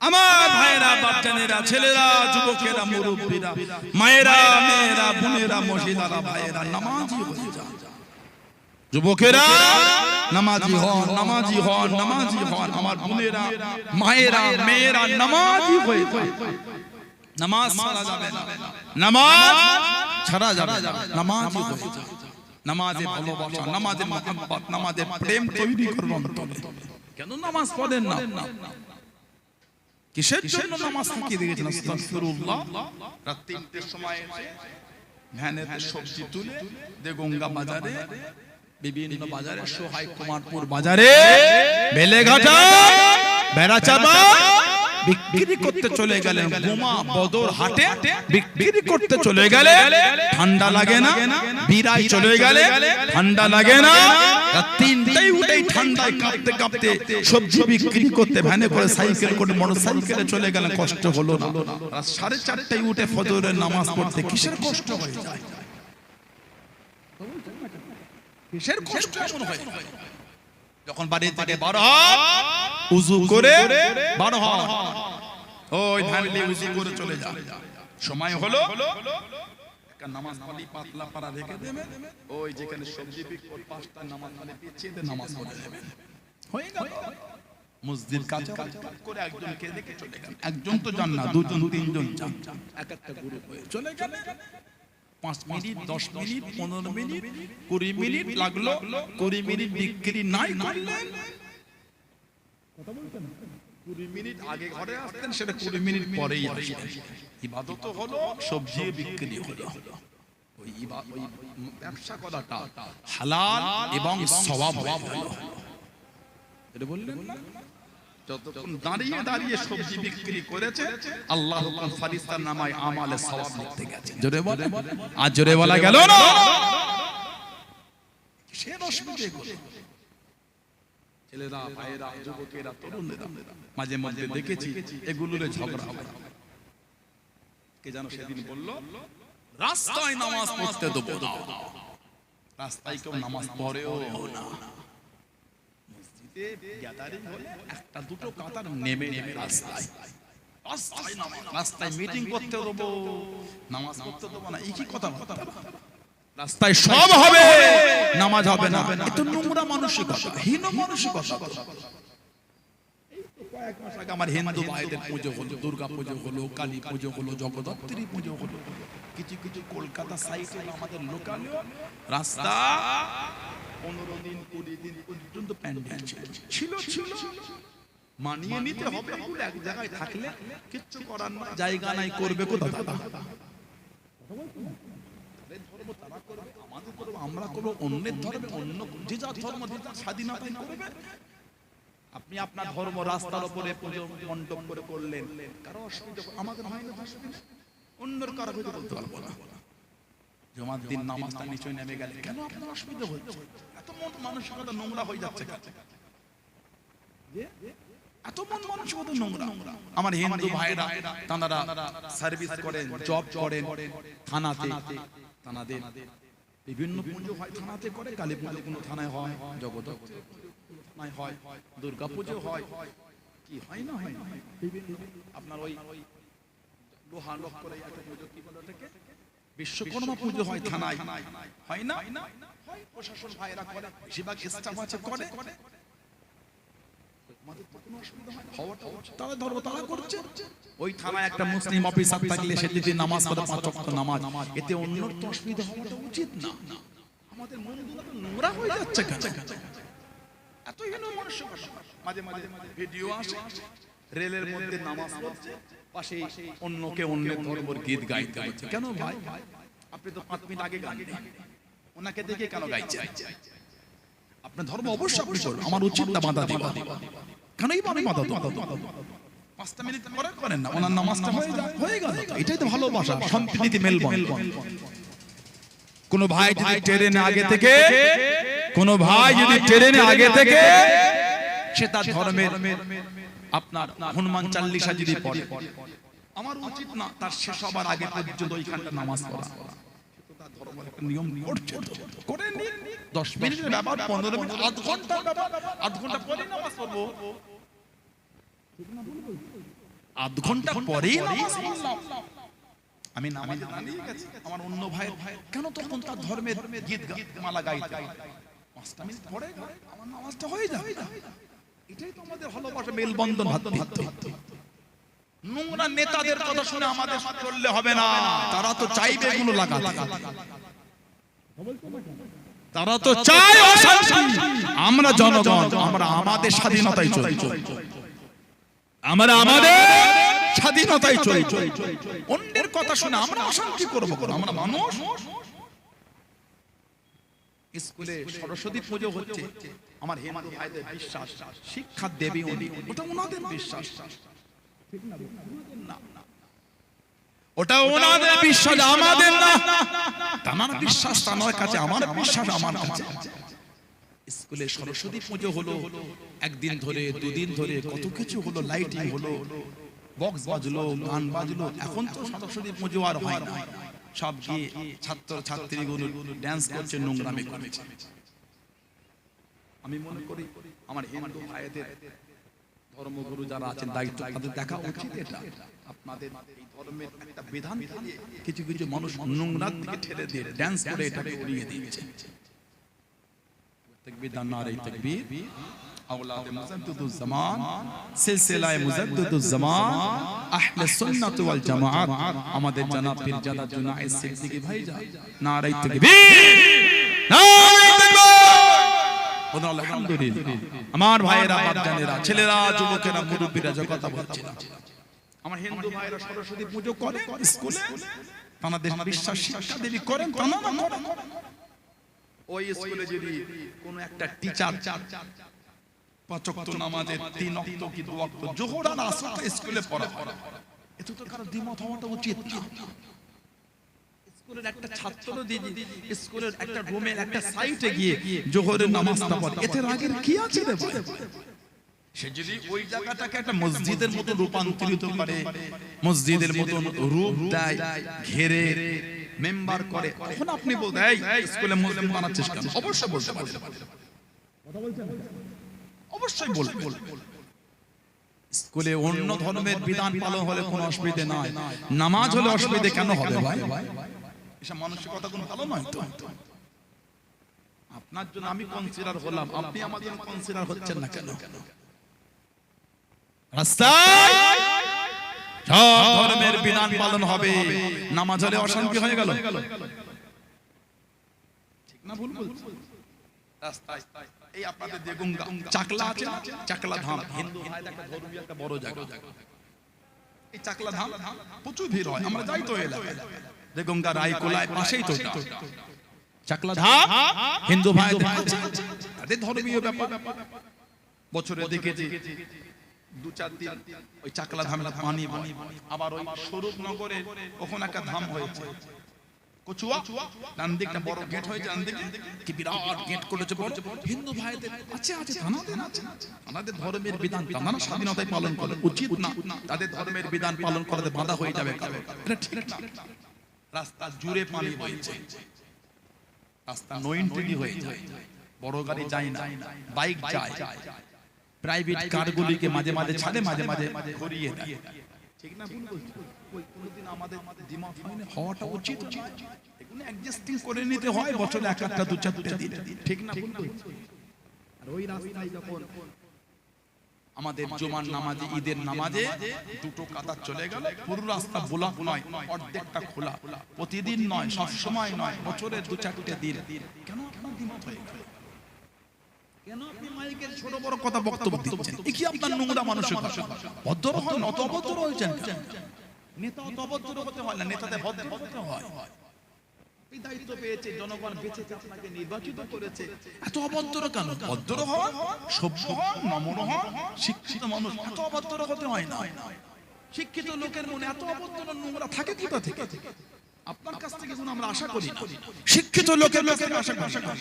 আপনি কি পার্টি করেন না করেন আপনার ব্যাপার, আমি কি বলবো? কে কে কি পার্টি করে না করে তার ব্যাপার, আমি কি বলবো? মানুষ আপনি, আমিও মানুষ, একে অপরের প্রতি মানুষ যাবে ভদ্রতা, ভালোবাসা, মেলবন্ধন একটুখানি তো দেখা, ঠিক না ভুল বলছি? আল্লাহ পাক আমাদের রাজ্যে শান্তি দিয়ে দেন, সমস্ত ধর্মের মানুষের মধ্যে আল্লাহ ভালোবাসা দিয়ে দেন, বলেন আমিন। জোরে বলুন আল্লাহুম্মা আমিন, জোরে বলা গেল না আল্লাহুম্মা। পুরপুরা শরীফের হুজুরদের সংস্কৃতি শেখাতে আসবেন না। আমার এই মিডিয়া আছে, অনেক হিন্দু ভাই বোন দেখছে, আমি কিন্তু কোনো ধর্মকে ছোট করিনি, আমার একটা শব্দ চয়ন দেখাতে পারে কোনো ধর্মকে ছোট করে না, না না, এটা ইসলামের শিক্ষা নয়, এটা আমার রাসূলের আদর্শ নয়, এটা যে অন্য ধর্মকে গালি দাও। কোরআন আমাকে শিখিয়েছে অন্যের দেবদেবী, অন্যের ধর্ম গালি দিও না, ভুলবশত সেও তোমার আল্লাহকে গালি দেবে। আমি পারি না অন্যের ধর্মকে গালি, কেন দেবো আমি গালি? আমি যদি অন্যের ধর্মকে গালি দিই, আমি তো নোংরা মানসিকতার লোক। ঠিক বলি, অনেক ভাইরা দেখছে, ভাববেন আমি আপনার ধর্মকে ছোট করছি, আমার বলার উদ্দেশ্য অশান্তি লাগাচ্ছেন কেন? পুরপুরা শরীফের হুজুরদের সম্প্রীতি শেখাতে এসো, মুরব্বিদের জীবনী পড়লে পাবে সম্প্রীতি পুরপুরা হুজুররা কিভাবে বাংলায় শিখিয়েছে। আমার মুরব্বিরা এই জমিনে সম্প্রীতি নজির করেছে, সুবহানাল্লাহ বলে। দাদা হুজুর রহমাতুল্লাহ আলাইহির 5 আওলাদ, মুজাদ্দিদুজ্জামানের 5 জনই হলো সম্প্রীতি শিক্ষা দেওয়া হুজুর। দাদা হুজুর একটা আওলাদ ছিলেন ন হুজুর নাজমুস সাহাদা সিদ্দিক রহমাতুল্লাহ। আমি তার জীবনী পড়ছিলাম, পুরপুরা শরীফের কয়েকজন হিন্দু তৎকালীন সময় বয়স্ক মানুষ ন হুজুরের কাজ করতে, ন হুজুরের বাড়ির কাজ করতে। আমাদের মাঠে অনেকে আমাদের পাড়ার হিন্দু ভাই বোনের কাজ করে, মুসলমান ভাই বোন কত হিন্দু ভাই বোনের বাড়ির কাজ করে, একে অপরের বাড়িতে কাজ করে, এতে কি আছে?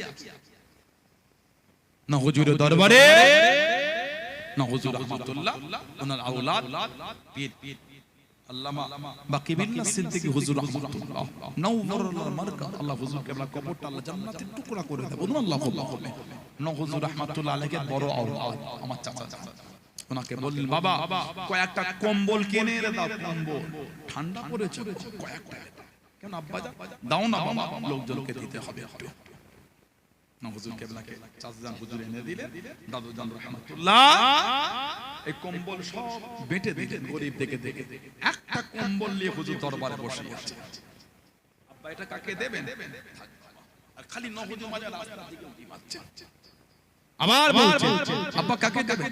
থাকে আবার কয়েকবার পরে বলে বাবা ওই পাড়ার মানে একজনের নাম ধরে বল অমুক সে আমার কাজ করতো, এখন অসুস্থ হয়েছে, আর কাজ কাম করতে পারে না। সে যখন সুস্থ ছিল আমার কাজ করেছে, সবাই তাকে দেখেছে, এখন অসুস্থ, এখন তো আর ওকে কেউ কাজে নাই না। যখন ভালো ছিল সবাই কাজে ডেকেছে, কাজ করে, এখন তো আর কাজ করতে পারে না, বাবা ঠান্ডা পড়েছে, এখন তো আর কাজ কামাই করতে পারে না। তাহলে গরিব মানুষ আমি ওকে এই কম্বলটা দেবো বলে রেখেছি। কিছুক্ষণের মধ্যে তিনি আসলেন, হুজুর দেখে খুশি, ওই তো এসে গেছে, হুজুর খুশি হয়ে গেল রাহমাতুল্লাহ। হুজুর কেবলা এই নিজে হাতে আমাদের পাড়ার এক হিন্দু বয়স্ক নাকি হুজুর নিজে হাতে করে কম্বল দেব, এটা তোমার জন্য রেখেছিলাম আমি, এলাও যাও, তুমি আর কাজ করতে পারো না, গরিব মানুষ এতদিন খেটেছো খেয়েছো, এখন তা খাটতে পারো না, তোমাকে না দেখলে হবে কি করে, এলাও তুমি এটা নেবে, যাও ঠান্ডায় গায়ে দেবে। ফুরফুরা হুজুরদের সম্প্রীতি শেখাতে শোনা, আমার মুরব্বিরা আমাদের সম্প্রীতি শিখিয়েছেন, এভাবে মানুষকে ভালোবাসতে হয়, যে আদর্শটা হলো রাসূলুল্লাহ আদর্শ। জোরে বলে, আর একটু জোরে বলা গেল না? দিন দিন দিন দিন সম্প্রীতি যেন হারিয়ে যাচ্ছে, মাঝে মাঝে সত্যি অবাক হয়ে যায়, কি মানুষ এমন হয়ে যাচ্ছে, মানুষ এত হিংস্র হয় কি করে, মনুষ্যত্ব হারিয়ে ফেলেছে, হিউম্যানিটি হারিয়ে ফেলেছে, মাঝে মাঝে অবাক হয়ে যায়, ঘৃণা লাগে যে মানুষ মানুষকে ভালোবাসতে শেখে না। কালকেই মনে হয় দেখছিলাম, কালকে না পরশুদিনে দেখলাম আসাম এই রাজ্যে একটা ওই গাড়ি পুকুরে পড়ে গেছিল ফজরের সময়, পেপারে এসেছে, আপনারা দেখেছেন? পুকুরে পড়ে গেছে, এই ঠান্ডা কোন ওই মসজিদের ইমাম ওই গাড়িটা পুকুরে পড়া দেখে মসজিদে মাইক লিখে দিল, ইমাম দেখেছে কে মুসলমানকে হিন্দু, ইমাম দেখেছে মানুষ পড়ে গেছে, যেই হোক মানুষ, আমার ইসলাম আমাকে শিখিয়েছে মাল্লা ইয়ারহামুন নাস লা ইয়ারহামুহুমুল্লাহ, যে মানুষের প্রতি দয়া করলো না, আল্লাহর দয়া তার উপরে হবে না, এটা আমার ইসলাম। সুবহানাল্লাহ, মাল্লা ইয়ারহামুন নাস লা ইয়ারহামুহুমুল্লাহ, আমার ইসলাম আমাকে বলে মাল্লা ইয়ারহামুল মুসলিমিন, আমার ইসলাম আমার হুজুর আমাকে শিখিয়েছে মাল্লা ইয়ারহামুন নাস, যে মানুষের আল্লাহর সৃষ্টির উপর দয়া করে লা ইয়ারহামুহুমুল্লাহ, তার উপর আল্লাহ দয়া হবে না। মানুষ হিন্দু হতে পারে, মুসলমান হতে পারে, জৈন হতে পারে, খ্রিস্টান হতে পারে, দলিত হতে পারে, আদিবাসী হতে পারে, পাঞ্জাবি হতে পারে, গুজরাটি হতে পারে, শিখ হতে পারে, বৌদ্ধ হতে পারে, জৈন হতে পারে, যে কোনো সম্প্রদায় হতে পারে, মানুষ যে মানুষ হবে, মানুষের প্রতি তুমি দয়া করো। মসজিদের ইমাম আসামে একজন যুবক ছেলে মাইকে হেঁকে দিল, তাড়াতাড়ি গ্রামবাসীরা বার হও, পুকুরে গাড়ি করে ওই ঠান্ডা রাতে কাঁপতে কাঁপতে ফজরের সময় সবাই বার হয়ে তাড়াহুড়ো করে গাড়িটা তুলে, আল্লাহর হুকুম, 6 জন যাত্রী ছিল, মানুষের তৎপরে আল্লাহ পাকের হুকুম 6 জন বেঁচে আছে, 6 জনই বেঁচে আছে। যদি দেরি হতো, যদি এই হিংসা কাজ করতো, ওরা মুসলমান কেন তুলবো, ওরা হিন্দু কেন তুলবো, হায়াত মওতের মালিক আল্লাহ, কিন্তু মানুষ ওইভাবে পানিতে ডুবে থাকে, মাঝবে বলবে কি মানুষের কথা। একজন দাড়িওয়ালা টুপিওয়ালা রাস্তায় অ্যাক্সিডেন্ট হয়ে যায়, মুসলমান যাস না, আপনি তো অমানুষ একটা। আমার একটা হিন্দু বোন, একটা হিন্দু মায়ের মাথায় সিঁদুর আছে, হাতে শাঁখা আছে, একটা হিন্দু ভাই গলায় পয়তে আছে, চুলে ঝুঁটি আছে, রাস্তায় অ্যাক্সিডেন্ট হয়ে পড়ে গেল, ওই যাসনি, ওটা হিন্দু রে, তুমি একটা অমানুষ। তোমাকে আমি মানুষের মধ্যে গুনিনি, তোমাকে অমানুষের মধ্যে আমি বলবো। আমাদের মধ্যে হচ্ছে ইমানের জায়গায় মজবুত, ইসলামের রীতি, যে ইসলামকে পরিচিত মানবে, যে সব ধর্মের মানুষ ভালোবাসবে আর ইসলামের নীতিতে মজবুত থাকবে। জোরে বলো, জোরে বলে আল্লাহ আমাদের তৌফিক দান। আমি সমস্ত ধর্মের ধর্মগুরুদের প্রতি আমি এই জলসা থেকে আমি মিডিয়ার মধ্যে দিয়ে আমি আপিল করছি, আসেন আমরা আগিয়ে এসে এক জায়গায় আমরা জড়ো হয়ে নোংরা হীন মানসিকতাগুলোকে ধ্বংস করে দিয়ে মেলবন্ধন আর ভ্রাতৃত্বের জায়গায় আমরা একটু অটুট তৈরি হই। আমাদেরও দায়িত্ব নিতে হবে, আমাদেরও নিতে হবে, সবাইকে দায়িত্ব নিয়ে ভালোবাসা জায়গা মজবুত করতে। আজ যারা ধর্মের মধ্যে ঝগড়া লাগায় আর মানুষ হিংসা লাগায়, তাদের করে এই সমাজ থেকে বিতাড়িত করতে হবে, তা না হলে আমরা কেউ শান্তি পাবো না। আল্লাহ আমাদের হেফাজত করে দেয়, বলুন আমিন। আমার ভাইয়েরা, বাপ-জানেরা, ছেলেরা, যুবকেরা, মুরব্বি, আল্লাহ হযরত মুজাদ্দিদুল জামান আব্দুল্লাহিল মারুফ মুহাম্মদ আবু বকর সিদ্দিক আমার দাদা পীর সাহেব রাহমাতুল্লাহ, পীর বলে, মুর্শিদ বলে, আল্লাহর ওলি বলে ওনাকে মেনেছে, নীতির জায়গায় মজবুত হয়ে যায়। দাদা হুজুরকে পীর বলে মানেন তো আপনারা, নীতির জায়গায় মজবুত থাকবে। আখির জামানা, চতুর্দিকে ফিতনা শুরু হয়ে গেছে, চতুর্দিকে অশান্তি বেড়ে গেছে। আল্লাহ ফিতনা থেকে আমাদের হেফাজত করে, বলুন আমিন। জোরে বলবেন না আল্লাহুম্মা। আল্লাহ পাকের ওলি বাংলাদেশে চলে গেলেন। ও যুবকেরা, ও আমার মুরব্বি, বাপ-জানেরা, মায়েরা, বোনেরা, মুগিরা, তখন অখণ্ড বাংলা, তখন দেশ ভাগ হয় না। আল্লাহর ওলি আমার আপনার দাদা বীর মুজাদ্দিদুল জামান চট্টগ্রামে চলে গেলেন। চট্টগ্রামে সীতাকুণ্ড বলে একটা জায়গা আছে, যে সীতাকুণ্ডুর ভেতরে মীরেশ্বরায় বলে একটা জায়গা আছে, যে মীরেশ্বরায় শুয়ে আছেন আমার দাদা হুজুরের দাদা বীর হযরত সুফি ফাতি আলী ওয়াইসি রহমাতুল্লাহ আলাইহি বীর আল্লাহর ওলি হযরত খাজা সুফি নূর মুহাম্মদ নিজামপুরি রহমাতুল্লাহ আলাইহি ওই জমিনে শুয়ে আছেন। আল্লাহর ওলি মীরেশ্বরার পাশে সীতাকুণ্ডুতে চলে গেলেন, যার পাশে একটা জায়গা আছে মুরাদপুর বলে জামালিয়া দরবার শরীফ, আমার দাদা পীরের সিলসিলার একটা দরবার জামালিয়া দরবার শরীফ মুরাদপুর বলে জায়গা, ওর পাশে দাদা হুজুর জলসায় চলে গেলেন। হাজার হাজার মানুষ পিছনে পিছনে যায়। আল্লাহর ওলি আমার আপনার দাদা পালকির মধ্যে চেপে চেপে চলে যাচ্ছে। যুবক ছেলে কোলেতে বাচ্চাকে নিয়ে কাঁদতে কাঁদতে চলে। আল্লাহ হুজুর একটু দাঁড়িয়ে যান, হুজুর একটু দাঁড়িয়ে যান, হুজুর একটু দাঁড়িয়ে যান। আল্লাহর ওলি পালকির মধ্য থেকে বলে দেন, পালকিটাকে থামাও বাবা, পালকিটাকে থামাও বাবা। পালকি দাঁড় হয়ে গেল। আল্লাহর ওলি পালকি দরওয়াজা খুলে দিয়ে মুখটাকে বার করে জিজ্ঞাসা করলেন, কি ডাকো বাবা, কি ডাকো বাবা, কি আমাকে ডাকলে বাবা? যুবক ছেলে বাচ্চাকে কাছে নিয়ে চলে গেল। আল্লাহ আমি একজন ছেলে মাছ ধরে এসে এই বাচ্চাটাকে বাড়িতে রেখে মাছটাকে রেখে একটু বাইরে গিয়েছি। আমার এই বাচ্চাটা ওই মাছ নিয়ে খেলতে খেলতে একটা ট্যাংরা মাছ গিলে নিয়েছে, হুজুর গলাতে আটকে গিয়েছে। ডক্টরের কাছে গিয়েছি, অপারেশন না করলে হবে না।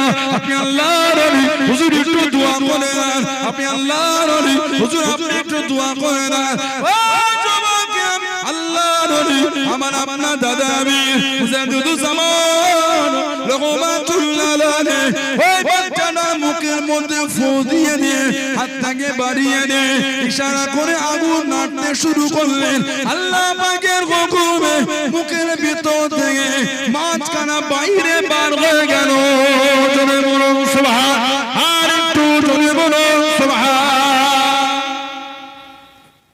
মুখের মধ্যে ফু দিয়ে এই আঙ্গুল ইশারা করছে, আল্লাহর হুকুম এই গলার এখানে আটকানো, ওই মাছ আল্লাহর হুকুম বাইরে বার হয়ে গেল। জোরে বলুন। সেই মুজাদ্দিদুল জামান দাদা পীর সাহেব রাহমাতুল্লাহ জামানার মুজাদ্দিদ, Kabul, Kandahar, Badakhshan, Uzbekistan, Bukhara, Samarkand, Russia, Bharat, Assam, Odisha, Tripura, Meghalaya, ভারতের এই অঞ্চল আল্লাহ মুজাদ্দিদুল জামানের দ্বারা আল্লাহ দ্বীনের খিদমত করিয়েছেন। জোরে বলো, আর কি জোরে বলা গেল না? সেই দরবার আল্লাহ আমাদের মিলিয়েছে। ছটকাচ্ছ কেন? এ মাতা ও মাতা ও মাতা ভালো লাগে না? ডাল ধরে লাফাচ্ছ, ডাল ধরে গোড়া জিন্দা থাকলে ডাল জিন্দা থাকবে, ডাল শুকিয়ে গেল গোড়া শুকাবে। তা বলছেন না কেন? গোড়া জিন্দা থাকে ডাল জিন্দা থাকে। অনেক সময় ডাল শুকিয়ে যায়, গোড়া কিন্তু জিন্দা। এই হুজুর খারাপ, বাদ দিয়ে দেন। আরেকটা পীরজাদা খারাপ, সরে যান। আরেকজন হুজুর খারাপ, বাদ দিয়ে দেন। দাদা হুজুর তো ভালোবাসেন না, ওটা ভালোবাসেন। জামানকে তো মানেন, ওইখানটায় মজবুত থাকে। বলুন ইনশাআল্লাহ। পাঁচ হুজুরকে তো ভালোবাসেন, ওই নীতিতে মজবুত থাকেন। বলুন ইনশাআল্লাহ। আব্বাজান চাচাজান মুরব্বি হুজুরদের তো ভালোবাসে, ওই জায়গাতে মজবুত থাকেন। বলুন ইনশাআল্লাহ। মুরিদ নীতির উপর মজবুত হয়। মুরিদ অত বেয়াদবি করলে হবে কি? আদব নেই, তামিজ নেই। আদবের জায়গায় মুরিদ কমজোর হলে হবে কি করে? দরবারে যাবেন মুরিদ আপনার ইচ্ছায়, যখন ফিরবেন পীরের ইচ্ছায়। 2 ঘন্টা দেরি হতে পারে, 10 ঘন্টা হতে পারে, 3 ঘন্টা হতে পারে। তরকারে হবে না, হুজুর ঘরে যাবার এসেছে কেন? এতদিন তো ঘরে ছিল 3 মাস, পীরের কাছে এসেই ঘরে যাবো। ঘরে যাবো, বসো। সোহবত না নিলে মারে পাতো নূর হবে। এই তো এলে 15 মিনিট হলো, হুজুর ঘরে যাবো। এলে কেন? আমি তোমাকে রাস্তায় এসে যদি এখন সবল লাগবে, বুঝতে পারছেন? এসে যখন পীরের কাছে সবল লাগবে, সবল না হলে তাসাউফের মূল কি?